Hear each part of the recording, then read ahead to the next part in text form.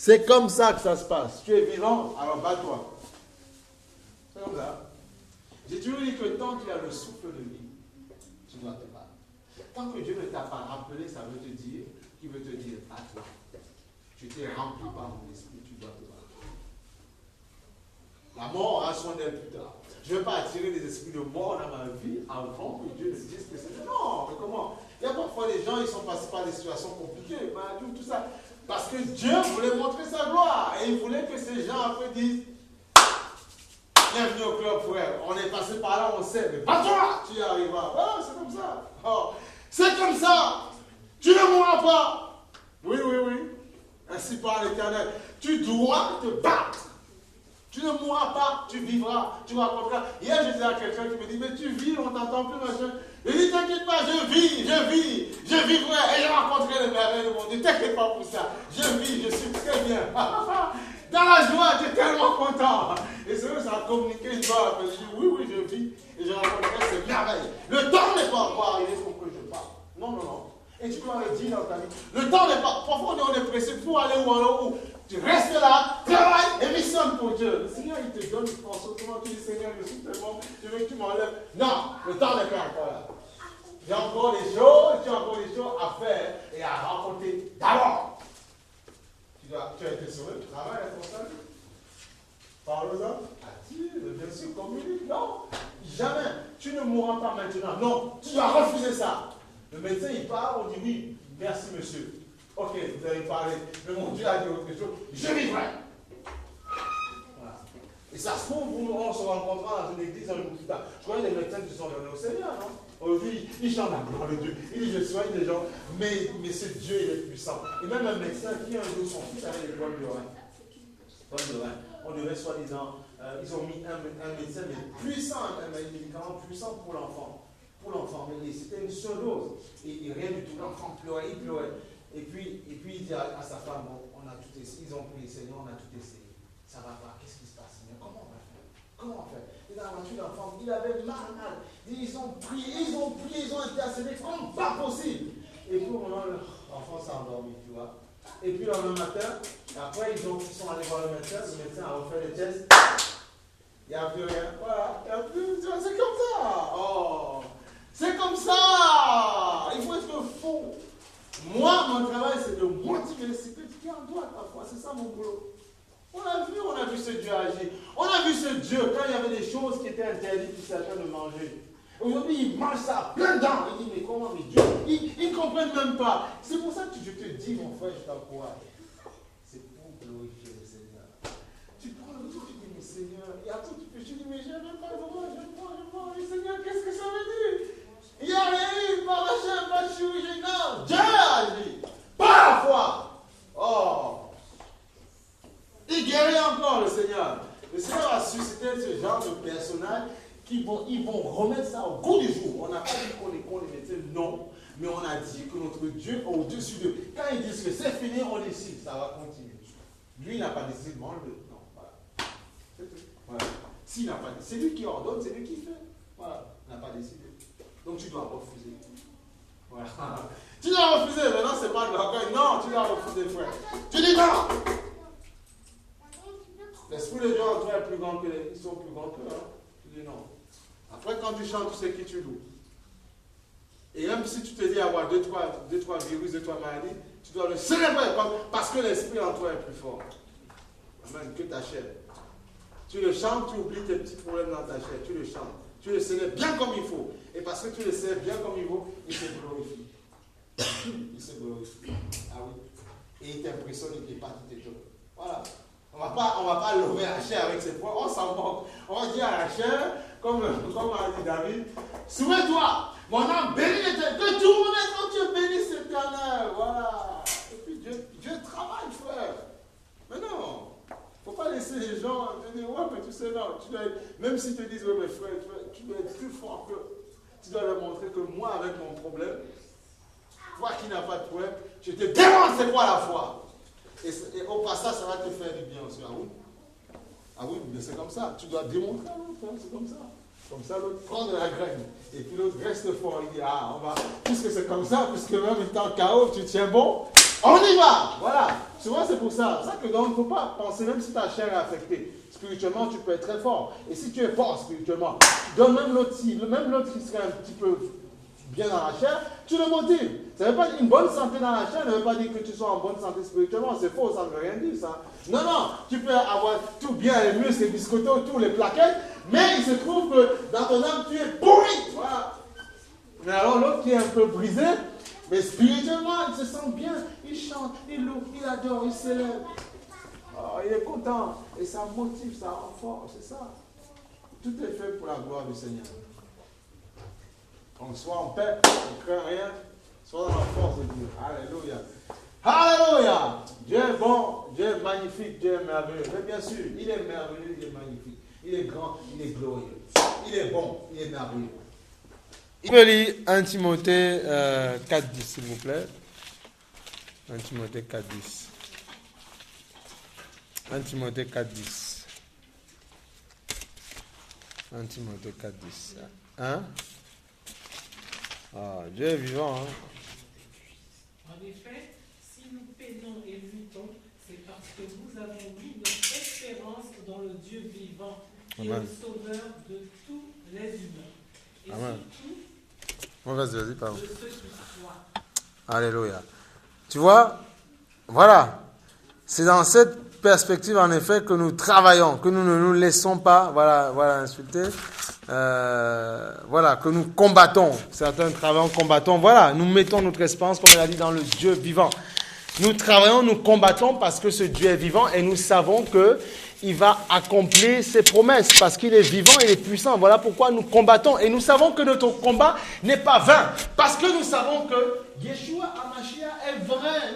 Nous ne combattons pas en vain. Non. Alors tu penses que comme tu as loué là ce matin, tu penses que c'est toi qui as loué? Non. C'est lui qui t'a poussé à louer, qui t'a poussé à adorer. Oui. Et quand tu vois ça se faire, tu dis non. L'expression même de mon air, de ma bouche, de mon corps, me démontre que moi, je ne peux pas faire ça. Alors Dieu est vivant. Ah.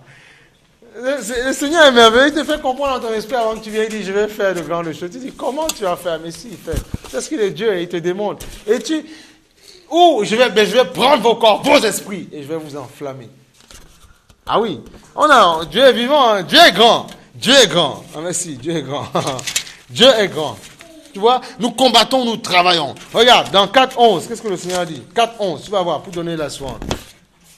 4.11, le Seigneur dit quoi? Tu vas voir, quand on parle de déclarer tout ça, 4.11, il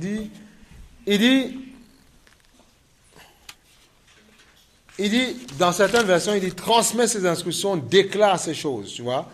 Transmet ses instructions, déclare que personne, ne méprise sa jeunesse, ça c'est une chose, mais sois un modèle pour les croyants par tes paroles, ta conduite, ton amour, ton esprit, ta foi, ta pureté. Voilà. Tu vois? Et plus loin, quoi? Et plus loin, il dit, dans le 13, en attendant que je vienne, ça c'est Paul qui disait à Timothée, applique-toi à lire les Écritures dans l'assemblée, à encourager, à enseigner, tu vois? Encourager, enseigner. À quel but? Pour justement te donner, pour permettre justement à ce que les gens soient motivés, que les gens comprennent ce qui s'attache à leur appel. Ne néglige pas le don que tu as reçu. Quelque part, on peut dire à toute personne, ne néglige pas ce que tu es en Christ. Ne néglige pas ce que tu es en Christ. Parfois, tu dis, non, mais les chrétiens là-bas, ils sont meilleurs. Non, mais ils ont leur couloir, on a le nôtre. Ah ben oui, non, c'est comme ça. Moi, ça peut arriver que j'entende ce qui se passe et prendre des informations. Mais en aucun cas, en aucun moment, je leur donne à ma tête de ne pas, je ne glorifie personne. Non, rien du tout. Parce qu'ils ont bossé pour y arriver à ça. Et quand les gens me donnent le témoin, ils me disent, on a bossé pour y arriver. Donc, mon cher ami, il faut retrousser les mains et bosser aussi. Et Dieu fera. C'est trop facile de combattre, c'est trop facile de pouvoir, de guetter, de jeter sur les choses les gens. Et voilà, c'est trop facile. Il faut bosser. Tu bosses, tu as. Tu bosses, ça marche. Je dis souvent à mes enfants, tout travail est récompensé tôt ou tard. Je crois en ça, je crois en la valeur du travail. Tu bosses, tu as. Voilà. Il n'y a pas d'assistant, tu bosses, tu as. C'est tout. Tu n'as pas un travail, tu crois en Dieu. Eh bien, Va chercher, tu vas voir si Dieu ne va pas faire. On a dit, le juste ne mendiera pas son pain. Va chercher, Dieu fera. Dieu fera. Et dis-toi que le travail qu'il te donnera, il y a des âmes là-bas. Parfois, Dieu te donnera le communiqueur de la parole. Voilà. Donc, il faut croire. Non, on a un Dieu. Ne soyons pas... Paul dit, soyez transformés par le renouvellement de la pensée, afin de discerner ce qui est bon et agréable, frère. Tu as été attaqué dans le passé, on t'a dit n'importe quoi, on t'a détruit, je ne sais pas n'importe quoi. Dieu dit, c'est pour ça que les gens parfois je dis, mais il est fou, on ne comprend pas. Non. Peu importe. Je dis, peu importe ce qu'on t'aurait fait, que ce soit dans ton enfance, que ce soit n'importe où, soyez transformés par le renouvellement de la pensée. Peu importe ce qu'on t'aurait fait, peu importe ce qu'on t'aurait fait dans le passé, peu importe. Abus quoi? Abus c'est clair, abus machin, peu importe. Ce que je sais, c'est que Dieu peut te renouveler l'intelligence. C'est tout ce que je sais. Arrête de me faire comprendre que, d'accord, c'est un poids dans ta tête, mais Dieu est capable de changer.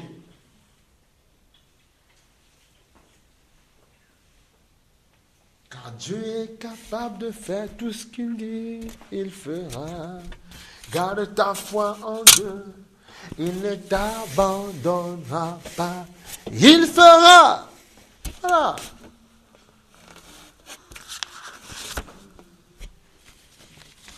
Voilà, capable de faire. Il est capable de faire. Garde juste ta foi en Dieu et il accomplira des merveilles. Garde ta foi en Dieu, il accomplira des merveilles. Hein? Garde ta foi en Dieu. Bon, pour ceux qui ne comprenaient pas, c'est quelqu'un qui m'a dit, bon, je ne comprends pas pourquoi il y a des gens, et ils disent qu'ils croient en Dieu, et ils font quand même... Bah, écoute, tu vas voir, la parole, tout est marqué, c'est juste pour te répondre, pour que tu comprennes. Tu vas prendre tu vas prendre 2 Pierre 2:1. C'est juste pour, tu vois, parce que parfois, c'est Dieu qui permet ça. Comme ça, on comprend. On ne va pas dire, mais pourquoi il est chrétien, mais pourquoi il fait n'importe quoi, mais qu'est-ce que ça veut dire?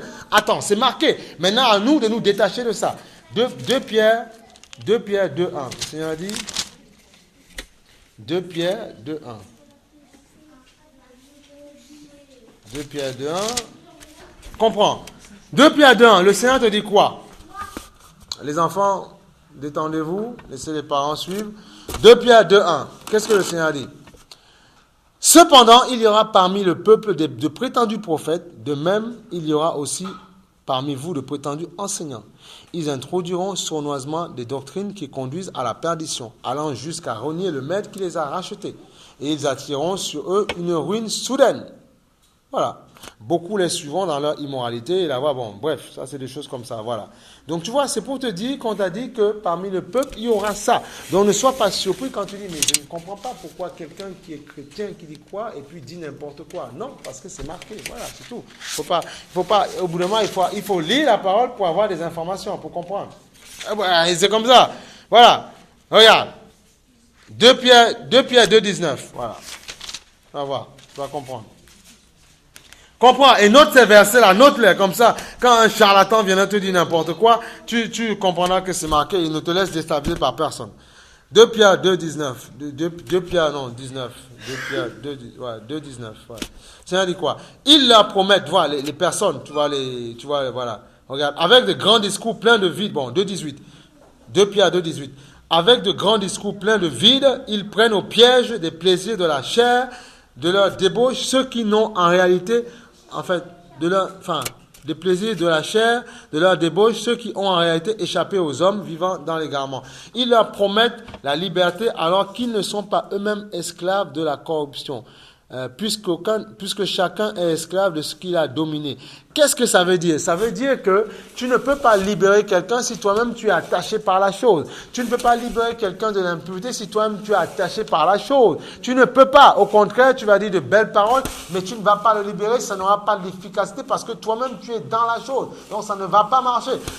Dieu dira au départ, purifie-toi, aie une conscience pure, et après maintenant va dire que c'est possible de libérer de ça. Voilà. Mais oui, c'est possible. Tu ne vas pas être dans les choses bizarres. Il faut dire les choses. Comment quelqu'un qui fait des choses bizarres avec son corps, il va dire à quelqu'un, le sort de la main, non, tu ne peux pas, tu es dedans. Tu ne peux pas. En Christ, c'est possible de sortir de là. L'affaire de machin, tout ça, tu peux sortir de là. Mais bien sûr, tu n'es pas obligé d'être lié par ça. Tu peux sortir de ces machins-là. Tu peux sortir de là, au nom puissant de Jésus-Christ.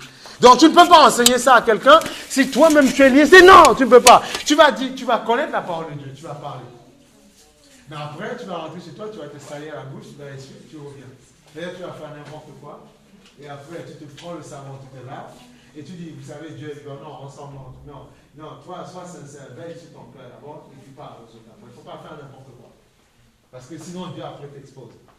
Il faut faire attention, il faut bien faire attention à cette chose-là. Non, c'est possible. Il faut attendre. C'est possible, il ne faut pas, voilà.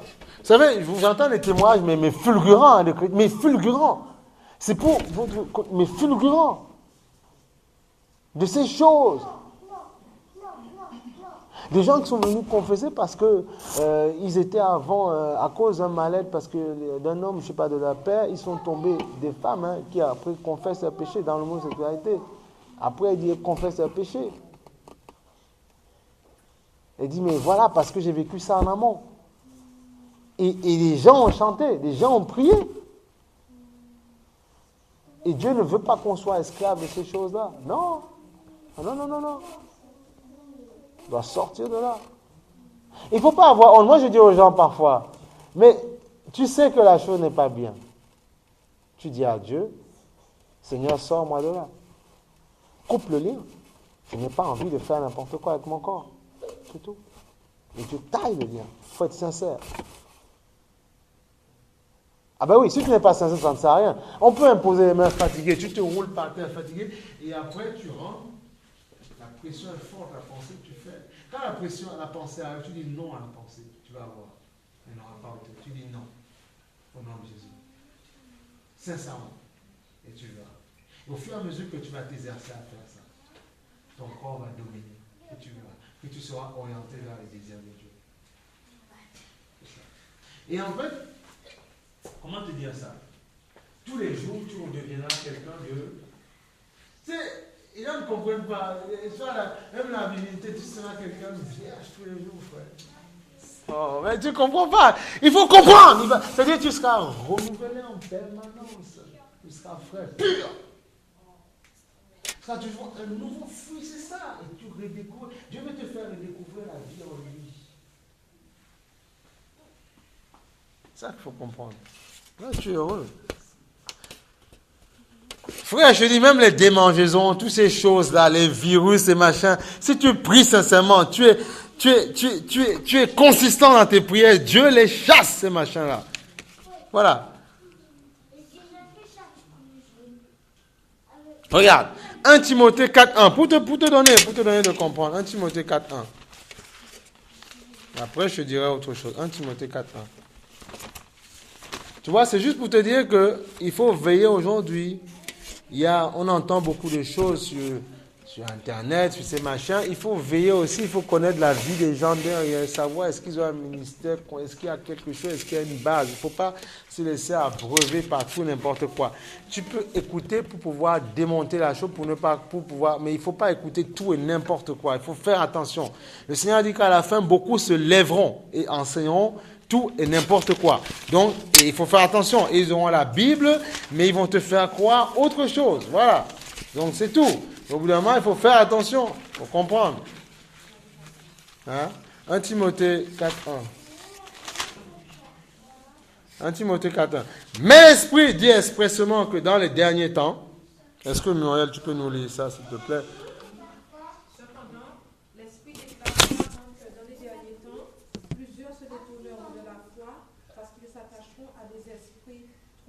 Et à des enseignements inspirés par des démons. Amen.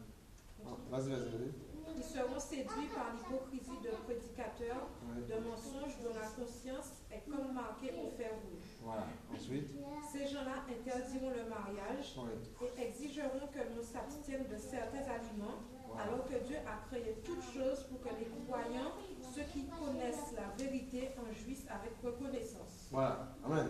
Donc tu vois, donc on t'a dit que dans la fin, il y a des gens qui vont faire des choses comme ça. Ça va arriver. Ou bien, eh oui, donc il faut faire attention.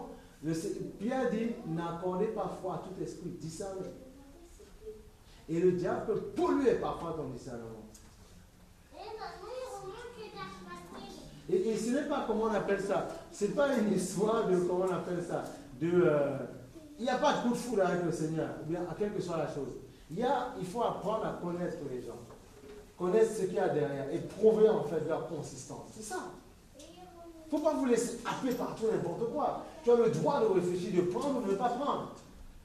Il faut écouter, il faut comprendre. C'est pas parce que quelqu'un se dirait chrétien. Non, il y a des gens qui se disent chrétiens qui vont dans les assemblées, parfois, ils ont besoin de se faire réévangéliser. Mais oui, quand tu vois comment les gens vivent, moi je connais quelqu'un qui m'a dit, ouais, mais, moi je suis entier, j'aime mon petit punch local. Il dit, frère, si on enlève l'alcool dedans, tu ne vas plus, ne voudras plus. Tu vois, même la bière, tu vois, il dit, ouais, ma soeur m'a dit, mais de temps en temps, ouais, il m'arrive, bon, je sais que c'est pas bon, du cigare. Il dit, tu vois, il est chrétien. Et quand tu parles avec lui, tu as l'impression qu'il y a quelque chose. Tellement avec consistance, il te parle. Mais quand tu le touches dans les petits éléments, ça m'a permis, tu vois. Il dit oui, voilà. Il dit voilà. Tu vois, tout ça, il va dans une église. Et il va dans l'église. Il me dit, il va aller à gauche, à droite. Fais attention, hein, tu vois, et pourtant, voilà. Il te dit, quand je parle de Dieu, les frissons. Il dit, tu vois, mais il y a des ces choses, hein. Il faut faire attention. Veillez. Pas parce que quelqu'un devant toi, je sais pas, quelqu'un peut avoir une belle mélodie et être un vrai chanteur, très ça devant Dieu. Et quelqu'un peut, oui, c'est un ange de lumière, il avoir la même chose et dans le cœur noir. Oui. C'est vrai qu'il faut savoir. Et Dieu dit, mais tu vas dire, mais Seigneur, mais comment on fait pour. Il dit, c'est au fruit que tu seras pris.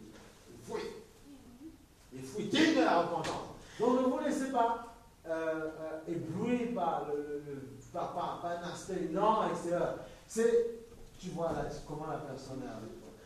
Qu'est-ce que la personne, est-ce que tu dégages d'amour? Est-ce qu'on peut avoir des petites faiblesses? Ça peut arriver. Il faut arrêter, il ne faut pas non plus faire 100%. Mais on sait que quand même tu dois être plus quelqu'un de bien que de mauvais. Voilà. C'est possible. C'est possible, frère. Oh, c'est possible. C'est pas impossible. C'est possible. Que Dieu nous garde, frère. Que Dieu nous garde. Que Dieu nous garde. Parce que parfois on peut dire, ouais, mais tu sais, mais avant toi, il y a des gens, machin, qu'est-ce que tu penses, machin, tu penses que c'est pas une question de penser que meilleur, pas meilleur, mais justement, c'est à nous de prier pour les autres, et les autres qui sont devant, qui arrivent, prions pour nous, et on sera un peu plus sanctifié, un peu plus droit. Voilà, c'est tout, c'est pas compliqué. La parole de Dieu est plus grande que la parole de l'homme et d'une femme, quand même. Oh, c'est la parole du Seigneur.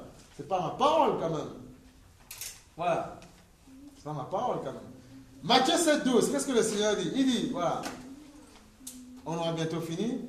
Il dit, ainsi, tout ce que vous voulez que les hommes fassent pour vous, faites-le pour eux. C'est la loi des prophètes. La loi d'amour. Ce que tu veux qu'on fasse pour toi, tu vois, le Seigneur, en fait, l'évangile, tout est résumé pour ça. Ce que tu veux qu'on fasse pour toi, tu ne veux pas qu'on te trompe, tu ne veux pas qu'on te tabasse, tu ne veux pas, tu veux qu'on te chérisse, qu'on t'aime, tu veux qu'on prenne soin de toi, mais pas soin de l'autre aussi.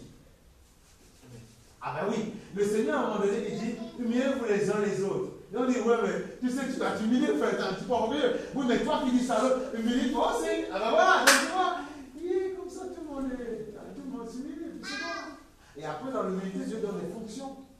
C'est-à-dire que celui qui t'enseigne te parle de Dieu, il n'est pas là non plus pour te macérer, t'écraser, non. Il est là pour te faire croire, te faire monter et te dire que non, reste pas là, bondis en Christ, tu peux y arriver. Ce que tu ne veux pas qu'on te fasse, ne le fais pas pour les autres. C'est ça que ça veut dire. Que tout le monde saisit. Ce que tu ne veux pas qu'on te fasse, ne le fais pas pour les autres. Voilà. Et là, tu auras tout accompli. Tu verras. En fait, c'est là où le Seigneur te dit, ne juge pas, tu ne seras pas jugé. Voilà. Ne condamne pas, tu ne seras pas condamné. Voilà. Le recadrage, ça existe. On dit à quelqu'un, quand c'est pas bon, change un peu. Mais on ne juge pas pour condamner, pour donner un verdict. Non. C'est pas moi qui sais si tu iras au ciel ou pas au ciel. Non. Je ne suis pas là pour dire que tu as empêché d'aller au ciel. Non.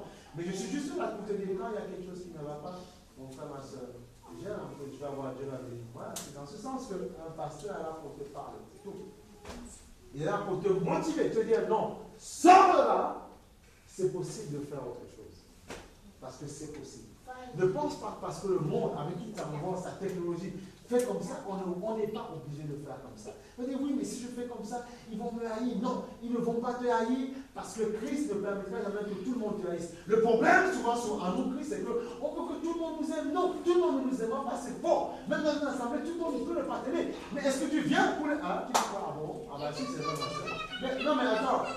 Non, mais ça peut arriver, on ne sait pas si dans les cœurs. Mais on doit aimer tout le monde. Le but, c'est qu'on aime tout le monde. Mais je dis que, regarde, le lien que quelqu'un peut avoir pour toi, il peut t'aimer. Telle personne ne peut pas forcément t'aimer. Ou bien, pas, quand je dis ne peut pas avoir les mêmes sentiments envers toi que l'autre personne. Tu vas t'aimer pareil. Mais si Dieu t'aime, c'est le plus important. Et après, le travail d'un serviteur et d'une servante, c'est de faire en sorte que la parole de Dieu soit respectée. Et si la parole de Dieu est respectée dans le lieu, il n'y a que de l'amour. Après, à eux de faire leur travail aussi. Ah ben oui. C'est pour ça qu'ils utilisent la baguette d'autorité, pas pour descendre, non, pour que la vision de l'esprit soit toujours là et que Dieu se glorifie en puissance. Et là, tout le monde s'aime. Moi, personnellement, si tu veux, je n'ai pas de. Je ne suis pas de partialité. Bon, je sais que ma femme, je dois être un avec elle, mais après, tout le monde, je donne partout à tout le monde. Je ne fais pas de petits plans. Ça ne m'intéresse pas les plans. Je ne veux pas de plans, je ne veux pas. Je vais être plus salon, ça ne m'intéresse pas au plus salon. C'est vrai que dans un cœur, tu peux avoir ça peut arriver qu'il y ait des affinités, oui, mais les affinités ne doivent pas t'empêcher, quand le frère a un problème, d'aller vers lui et de lui parler. C'est ça que je veux faire. Tu peux rester plus au téléphone avec une soeur comme l'autre. Ok, ça peut arriver. Parce qu'on habite dans le même coin, on s'entend, ça peut arriver. Voilà. Mais l'affinité que tu as avec un tel frère ne doit pas te voiler la face au point où quand tu verras un autre frère avec un problème, d'aller vers lui. Tu as dit, frère, ma soeur, je t'aime bien. Nous, on est bien, on n'a pas de problème. Il y a le frère qui a un problème, on va faire. Allez le voir. J'arrive. À tout à l'heure. Et après, je viens te voir. C'est ça que je vais faire comprendre. Voilà. Mais c'est vrai qu'en priorité, ton mari, ta femme, si tu es marié, bon, il faut avoir une seule frère avec qui tu t'entends bien, mais ça ne doit pas t'aveugler au point de ne pas voir d'autres qui sont dans le lit. C'est ça que je sais. On est d'accord? Voilà. C'est pour clarifier. Voilà, mais on n'a pas dit non, mais il ne faut pas avoir peur. Et même si. Non, il faut être mûr aussi, même si les gens ne t'aiment pas. Et où est le problème? Si Dieu t'aime, c'est l'essentiel. Et parce que Dieu t'aime, Dieu touchera celui qui ne veut pas t'aimer et il apprendra à t'apprécier. Il faut accepter ça. Il faut arrêter de pleurer. Oui. Ça fait si tu pleures. Dieu peut permettre que certaines personnes aient un froid avec toi. Ça peut arriver. Pourquoi? Pour te pousser à le chercher. Et les cherches se trouvera. Tape, et j'ouvrirai. Et après, tu vois que les gens se retrouvent. Il y a un monsieur qui donnait un témoignage à 70 ans. Il dit au chrétien, ma femme et moi, on s'est mariés. On a dit le Seigneur. On était comme ça. Mais on aimait le même Dieu. À force, il a dit à force de chercher Dieu. À force. Ils sont retrouvés. Tu vois? Donc, ça te montre que ça peut arriver. Mais parfois, on ne sait pas. C'est pour ça qu'on ne juge pas vite. Dans un cœur, tu ne sais pas ce qui se passe. Parfois, l'autre cherche. L'autre cherche, tu dis, mais attends, c'est mon ennemi à la maison. Qu'est-ce qu'il fait? Non. Il crie aussi à Dieu. Tu cries. Et puis, on entend Dieu. Et si Dieu peut permettre ça, non. Et après, tu dis, on aimait le même Dieu. C'est comme ça. Donc, il ne faut pas avoir peur dans cette histoire. Cherche ton Dieu. Prie que Seigneur. On peut avoir des difficultés, mais je te prie pour qu'il recherche le même Dieu que moi. Et tu vas voir que Dieu, en tout temps, Dieu aime ses enfants, Dieu est bon. En tout temps, tu connais. En tout temps, il le fait. Il le fait. Il le fait. Après, tu peux dire que le mariage, on ne va pas commencer à te dire si le mariage est bon en Dieu. Si. Oui. Il ne faut pas écouter les chrétiens qui te racontent. Au contraire, il faut les exhorter. Parce que si on commence tous à se décourager, tu enseigneras quoi aux générations qui arrivent? On fera des gens qui ne se marieront pas ou qui vont changer l'usage naturel et faire autre chose. Voilà, avec. C'est marqué dans Romains. Non, tu es marié, tu as tes enfants. Ils doivent parfois voir que papa aime maman. Ah bah oui. Quand il vient sur l'épaule, il voit que papa aime sa maman. Et ça l'oriente à sa décision future. C'est nous qui faisons nos enfants. Je suis désolé. Moi, un chrétien commence à me dire, oui, mais on ne sait pas si. Ouais, tu sais, je dis non, calme-toi. D'accord, dans le monde, c'est pas possible, ça ne marche pas, je comprends, il y a des divisions, on dit, mais dans le Seigneur, c'est non. Le Seigneur, dans le royaume de Dieu, puisque nous sommes 6 points du royaume, c'est ensemble jusqu'à la fin. Ah bah oui, c'est comme ça. Ah bah c'est comme ça. Ah oui, il faut prier, mais il faut jeûner, il faut se mettre par terre. Mais tu ne vas pas trouver la situation de facilité tout de suite. Seigneur, je t'aime, je vais te casser. Non, tu pries, tu jeûnes, pour que Dieu touche ton cœur. Ben oui. Jeûne, tu pries. Tu fais abstinence. On va rigoler. Non mais on plaisante. Non mais sérieusement, il faut pas avoir peur. C'est bon en Dieu. C'est Dieu qui a fait le mal. C'est bon dans le Seigneur. Si.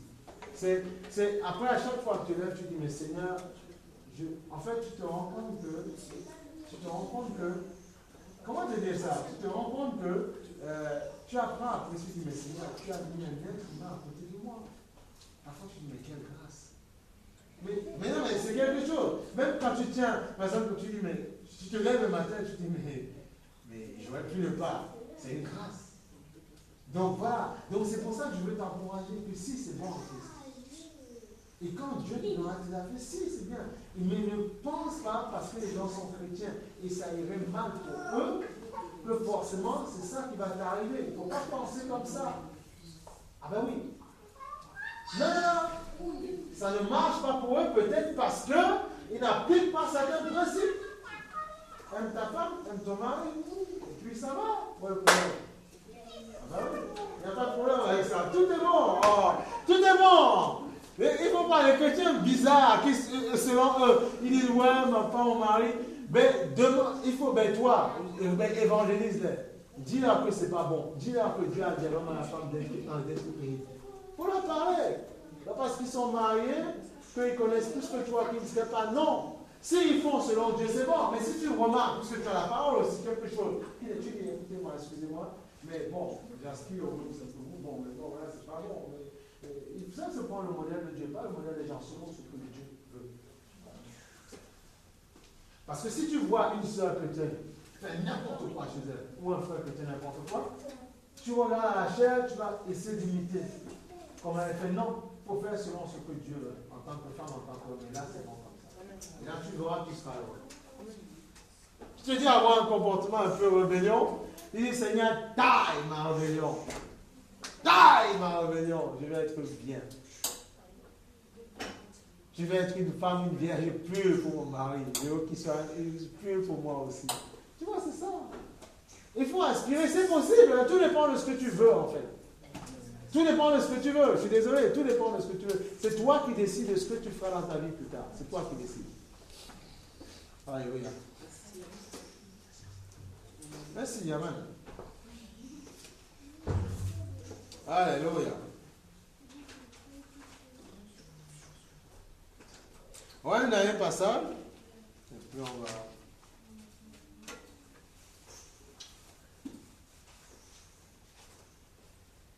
Est-ce que tu as un chant en lingala? Tu as un chant? Ouais, tout à l'heure, tu viens chanter un chant pour le Seigneur. Voilà, le Seigneur. On va chanter un chant pour voir le Dieu.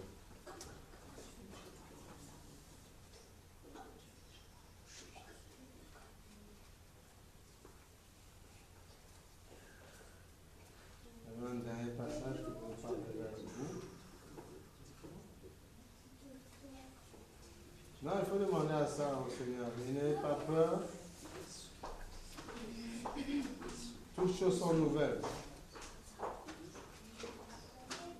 Même si dans ta famille il y a eu telle ou telle chose, tu dois aspirer à autre chose. Et par contre, il y a une clé que les gens ne comprennent pas. C'est important.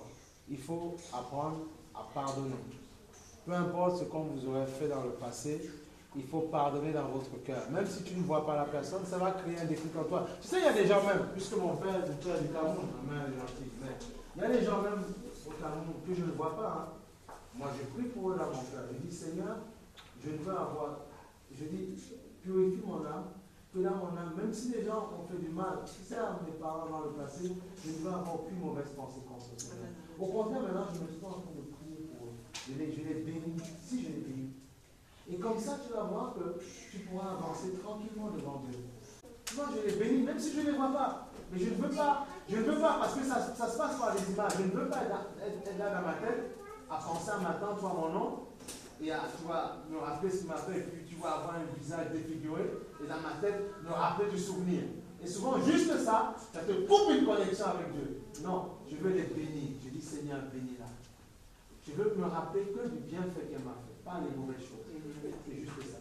Si tu fais comme ça, tu verras. Ça ne veut pas te dire que tu dois te mettre à genoux devant la personne. Non, la personne a fait n'importe quoi, ça c'est mes yeux. Mais toi, tu dois te souvenir que les bonnes choses. Et vivre avec ça. Les choses qui ont participé à ta croissance.